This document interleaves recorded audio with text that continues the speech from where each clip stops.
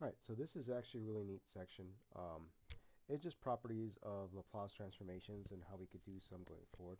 So remember, the whole goal is the solving for differential equations. And how do we use that using Laplace transformations?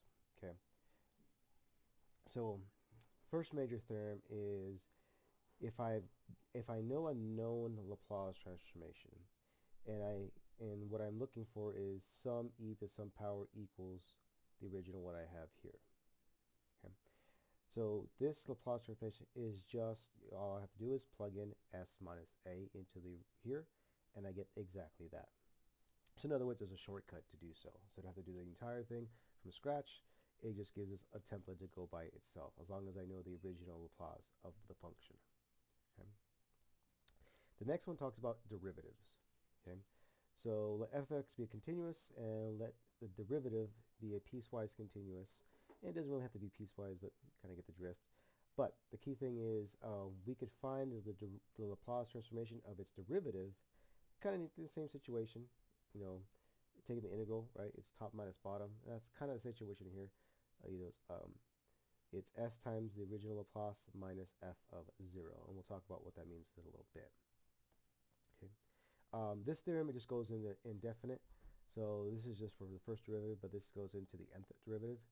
So if, this is the nth derivative of our original function, you can just go down from there. So key thing is you're just going down a degree as this one going up degree. Kind of an interesting portion, just like binomial theorem expansion. It follows the same pattern. As this goes down, this goes up a degree when it comes into the nth degree, or n minus 1 degree. Okay. Now the most interesting one is actually the last one. Is whenever, it's very similar to the one we have here, but instead of e to some power, it's just t to some power. Okay. So this is very straightforward. We just plug in s minus a and just call it a day. This one, however, is not as fun because now we're taking the nth degree based off what the power is on the t value. So you definitely want a lower t value because that means you have to do less derivatives here. Again, this right here is from its original Laplace transformation, right? So this is the f of s portion. And then you just multiply by -1 to the nth power itself. So this one's a little bit more work than this one. This one's not that bad as well. And the best ones is like sines and cosines to alternate, which is a great part. You don't have to go through this complex situation here. Okay. So, in other words, we're going to derive these. So in other words, how in the world did they get these ones here? Okay. We'll just start for the first one. So we already know the answer. It should look like this at the end. But the question is, how was that derived? Okay. And it's actually derived using these ones. So it's actually the first one. So we're going to say this is going to be our f of t function in our definition here. So therefore, this is going to be our v value. So again, a is just a there, so that's not too bad. Okay. So first, we're going to find the Laplace transformation of sine, which is, we already know that one. We did it last time. Or just look at it. So it's b over s squared plus b squared. Okay. So according to our definition, so the Laplace transformation of this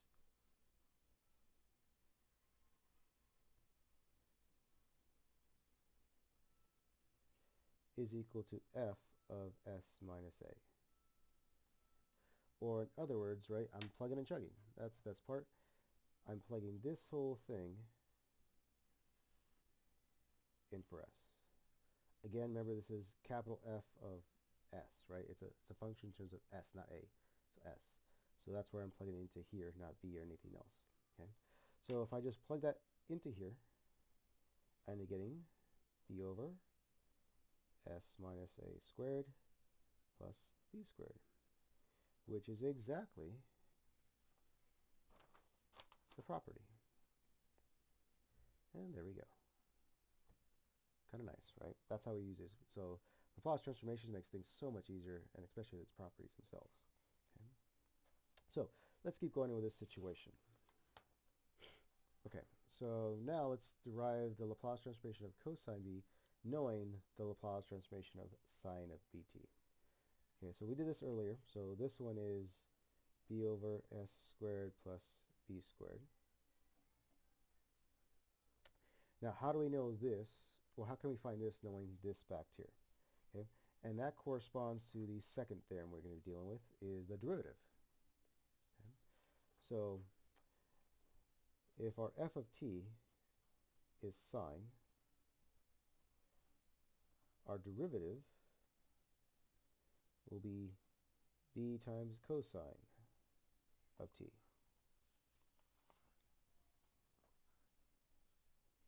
Okay. So, that's exactly what we want, right? That's the derivative. So this is Laplace transformation of f prime of t, which is exactly that. So according to our definition, it's just going to be its original function times s minus f of 0. So this is going to be s times b over s squared plus b squared minus f of 0. So basically, just plug in 0 in for t. So if I plug in 0 in for t, so that's 0, so sine of 0 is just 0. Now, we do have a bit of a problem. We're actually not completely correct because I actually didn't want this. I wanted this, meaning with no b in the front. So, but it's a constant, so technically it's actually out here. Okay? So if I really just want the Laplace transformation of cosine b, which is just its derivative, I would just have to divide over the b. So if I just divide over the b is on top and bottom cancel, and I'm just left with this s on top over s squared plus b squared, which again is the Laplace transformation of cosine. Kind of nice, huh? Very interesting how that works into play. And believe it or not, you can go alternate here and there because they just cancel each other out. Pretty interesting, right? So now let's do a little bit more complicated one. The last one, which is the most difficult, is the t. Okay, so we don't have a property for this one to actually verify, right? So we actually do this the old school way, meaning the actual process. Right, so we're going to let f of t be the sine bt. That's our function. Okay. Now, in this case, we need a power, right? So our power here is going to be 1. So n is going to equal to 1. So the Laplace transformation of t to the 1 s bt is equal to negative 1 to the first power times the first derivative of f s.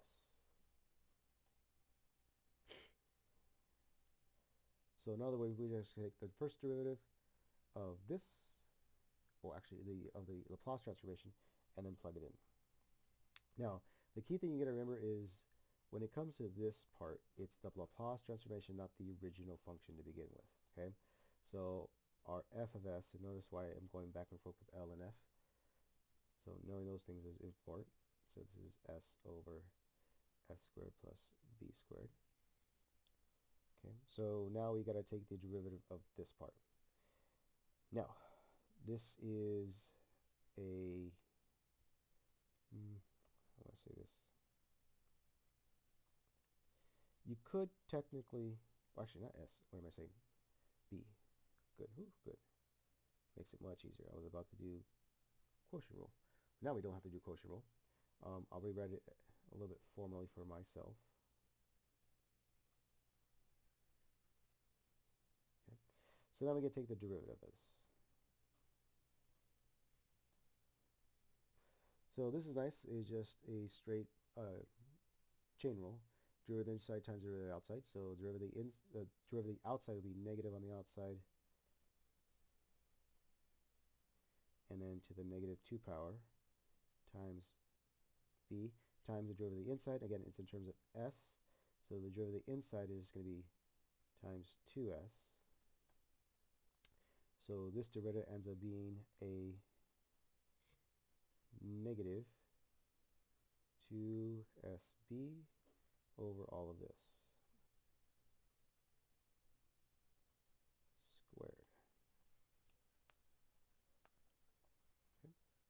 All right, so this goes here.